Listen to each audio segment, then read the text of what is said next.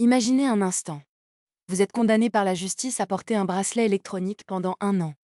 La plupart d'entre nous annuleraient leurs vacances, éviteraient de se faire remarquer ou raseraient les murs.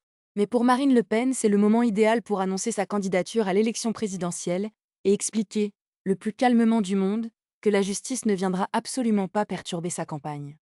C'est beau l'optimisme, non? Ou est-ce une stratégie politique redoutable qui pousse les limites de nos institutions? Pour comprendre ce coup de billard à 3 bandes, il faut revenir aux faits récents.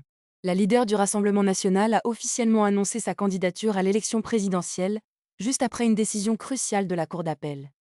D'un côté, cette décision lui permet de recouvrer son éligibilité, ce qui est une victoire majeure pour elle et ses ambitions politiques. De l'autre, elle la condamne tout de même à 1 an de port du bracelet électronique. Une situation pour le moins originale pour une candidate qui aspire à s'installer à l'Élysée et à représenter la France sur la scène internationale. Mais Marine Le Pen a plus d'un tour dans son sac juridique. Cette peine est pour l'instant totalement suspendue grâce au pourvoi en cassation qu'elle entend former. En gros, elle utilise un bouton pause légale extrêmement efficace. Dans un entretien très remarqué, accordé au journal du dimanche, Marine Le Pen balaie d'un revers de main l'idée même d'une incertitude judiciaire. Pour elle, penser qu'une décision de la Cour de cassation puisse encore faire dérailler sa candidature avant le premier tour, prévu le 18 avril, est tout simplement irréaliste. Elle se montre catégorique face aux journalistes. Je ne vais pas me placer dans une hypothèse irréaliste. Je suis éligible, je suis candidate, je suis présumée innocente. Elle affirme même que ce fameux paramètre de l'incertitude a été définitivement levé par la Cour d'appel et par plusieurs déclarations de hauts magistrats français depuis le 7 juillet. Mais alors, pourquoi ses adversaires continuent-ils d'en parler avec autant d'insistance? Selon elle, c'est très simple. Ils aimeraient que cette campagne soit judiciaire, pour éviter à tout prix de parler de leur propre bilan et de leurs projets. C'est ce qu'elle qualifie de mode opératoire du système, pour déplacer le débat et fuir les sujets de fond. Pendant ce temps, la Cour de cassation elle-même semble nager dans le flou. Elle a fait savoir qu'elle s'efforcerait de rendre sa décision avant le 1er avril 2027, soit juste avant le premier tour, mais en précisant bien, sans garantir que cela soit possible.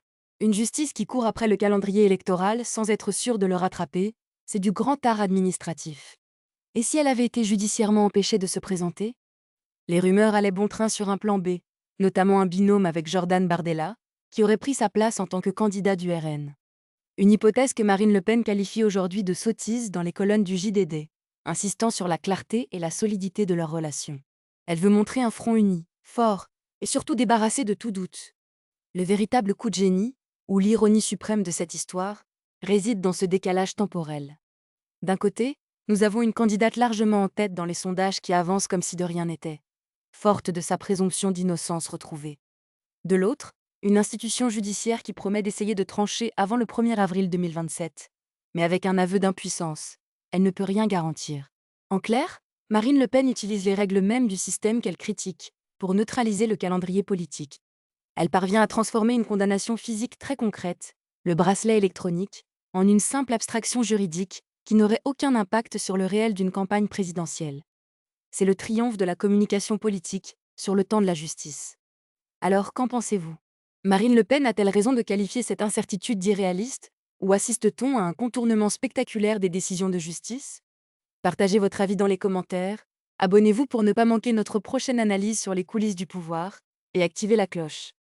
Dans notre prochaine vidéo, nous analyserons comment les autres candidats comptent réagir à cette stratégie de communication hors norme.